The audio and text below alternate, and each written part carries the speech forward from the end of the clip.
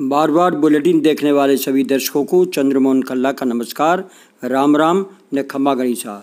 विधानसभा में भले ही कांग्रेस ने विश्वास मत हासिल कर लिया हो, लेकिन अब भी ऑल इन वेल नहीं कहा जा सकता। विधानसभा में जिस तरह से सिटिंग अरेंजमेंट को लेकर सचिन पायलट नाराज दिखे, अब हाईकमान ने पायलट के साथ क्या समझौता किया है इसके पत्ते तो नहीं खोले गए हैं, लेकिन इतना तो तय है कि इस समझौते का खुलासा बहुसंख्यक विधायकों जो करीब 100 की संख्या में हैं इनके सामने नहीं किया गया है। ना ही मुख्यमंत्री अशोक गहलोत को ही इसकी जानकारी लगती है। सचिन का सत्र में बाहर आकर मीडिया से कहना कि विधानसभा में सिटिंग अरेंजमेंट सरकार और विधानसभा अध्यक्ष का विशेषाधिकार है और जब मैं सरकार का हिस्सा नहीं हूं तो सरकार ने व अध्यक्ष ने इस अधिकार का प्रयोग किया है। इस वक्तव्य से पायलट ने सरकार यानी अशोक गहलोत पर सीधे सीधे उनके सिटिंग अरेंजमेंट बदलने का आरोप भी मढ़ दिया है।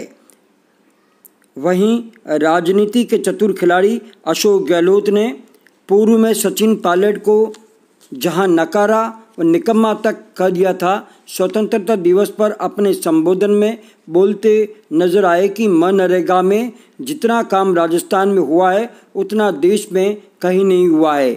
आपकी जानकारी के लिए कि मनरेगा ग्रामीण पंचायत राज विभाग के अधीन आता है और ये मंत्रालय सचिन पायलट के पास था। इधर विधानसभा सत्र समाप्त होते ही सचिन पायलट दिल्ली कूच कर गए हैं। वे दिल्ली में ही है और उन्होंने राहुल गांधी व सोनिया गांधी से मिलने का समय भी मांगा है।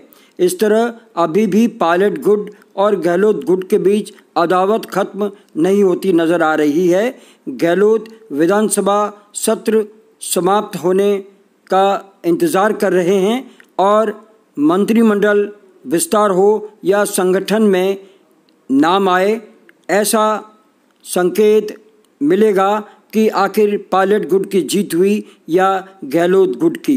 इधर गहलोत गुट सत्र समाप्त होने का इंतजार कर रहा है और हाईकमान से वे जरूर मिलेगा। शांति धारीवाल जैसे बड़े नेता स्पष्ट कर चुके हैं कि जिन्होंने 31 दिन तक पार्टी में बगावत रखी उन्हें सत्ता व संगठन में स्थान नहीं मिलना चाहिए। कम से कम 3 साल तक इन्हें सत्ता और संगठन से दूर रखना चाहिए। देखते हैं आने वाले दिन कांग्रेस के लिए ऑल इन वेल होते हैं या फिर बगावत के सुर तेज होते हैं। जोधपुर के सांसद और केंद्रीय जल शक्ति मंत्री गजेंद्र सिंह शेखावत ने राजस्थान सरकार पर हमला बोलते हुए कहा है कि गहलोत सरकार हनीमून पीरियड में ही राज्य की जनता से मोह भंग करवा चुकी है। यूं सरकार बनाने के 3 माह बाद ही जनता ने अपना फैसला दे दिया था। यही कारण है कि राजस्थान की सभी लोकसभा सीटें वो हारी। वर्तमान में हाई प्रोफाइल नौटंकी के बाद सदन के पटल पर विश्वास मत भले ही प्राप्त कर लिया हो, लेकिन जनता का विश्वास गहलोत सरकार खो चुकी है। अब तो जनता दिन गिन गिन कर इंतजार कर रही है कि अगले विधानसभा का चुनाव कब हो और कब इस सरकार को अलविदा कहें। रविवार को जोधपुर में अपने संसदीय क्षेत्र में आए गजेंद्र सिंह शेखावत मीडिया से बातचीत कर रहे थे। उन्होंने एक सवाल के जवाब में कहा कि राजस्थान के लोगों की अपेक्षाओं को पूरा नहीं करके कांग्रेस की बाड़ेबंदी ने सरकार ने अपनी प्रतिष्ठा व जनता की अपेक्षाओं की बर्बादी की है। प्रदेश भारतीय जनता पार्टी के अध्यक्ष सतीश पूनिया भी आज जोधपुर पहुंचे। रविवार शाम उन्होंने प्रेस से बातचीत में बताया कि कांग्रेस अपनी अंदरूनी लड़ाई का भूंडा ठीकरा भारतीय जनता पार्टी पर फोड़ती रही। 31 दिनों तक राज्य में कानून व्यवस्था चौपट थी और सरकार होटलों में कैद थी। अशोक गहलोत और सचिन पायलट के बीच जिस तरह की कुर्सी की जंग सामने आई है, जनता समझ चुकी है कि ये सरकार काम नहीं कर सकती। वे पूर्व सांसद जसवंत सिंह बिश्नोई के यहाँ उनकी माताजी के देहांत पर बैठने भी गए थे और शोक भी व्यक्त किया था। भारतीय टीम के पूर्व कप्तान MS धोनी और स्टार खिलाड़ी व खब्बू बल्लेबाज सुरेश रैना ने अंतर्राष्ट्रीय क्रिकेट को अलविदा कह दिया है। इससे दोनों खिलाड़ियों के फैंस को धक्का लगा है। भारत को विश्व कप जिताने वाले धोनी की गत कई समय से BCCI ने अनदेखी कर रखी थी।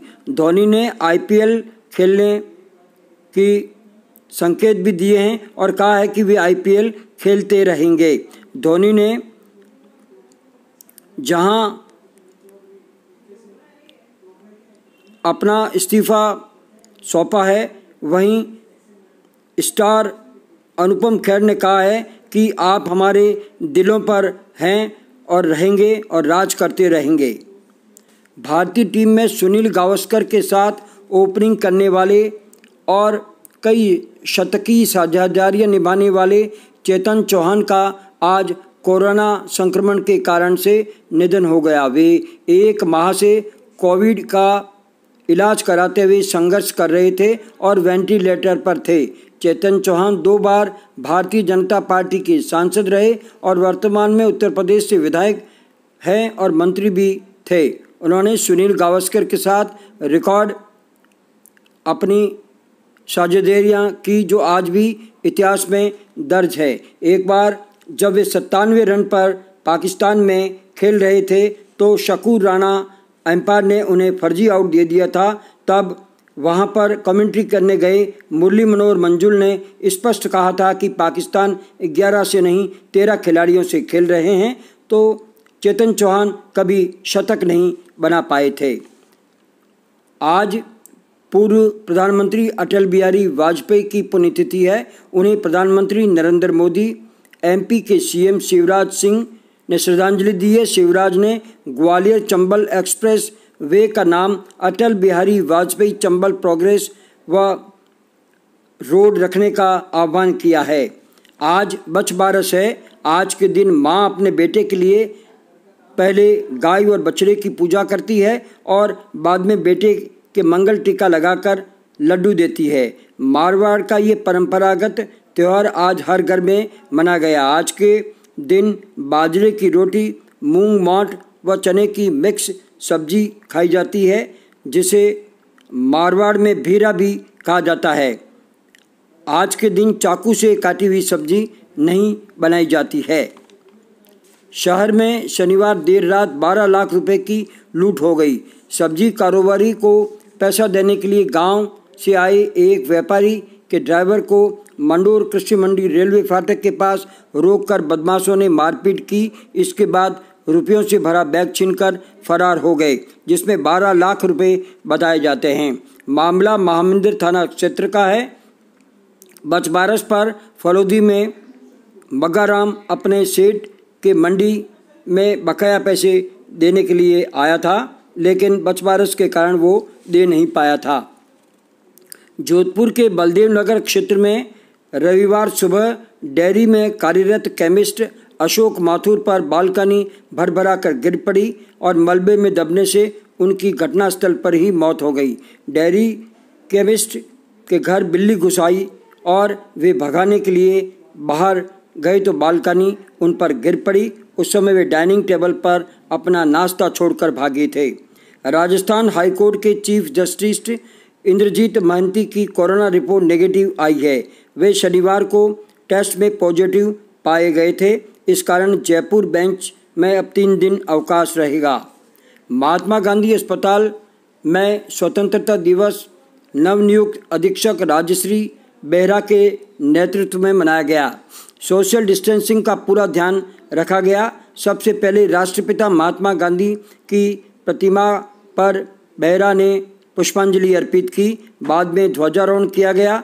चिकित्सालय के एक्स सर्विसमैन गार्ड्स द्वारा सलामी दी गई। नर्सिंग कॉलेज की छात्राओं ने राष्ट्रगान गाया। अधीक्षक बेहरा ने संबोधन किया। इस मौके पर पूर्व अधीक्षक doctor PC Vyas, doctor Mahesh Bhati, doctor Yogiraj Joshi, doctor Arun Purohit, doctor Narendra, doctor Narayan Gaur, doctor Kamlesh Purohit, nursing अधीक्षक उषा किरण बोड़ा, वर्कशॉप प्रभारी राजेंद्र कुमार व्यास आदि उपस्थित थे।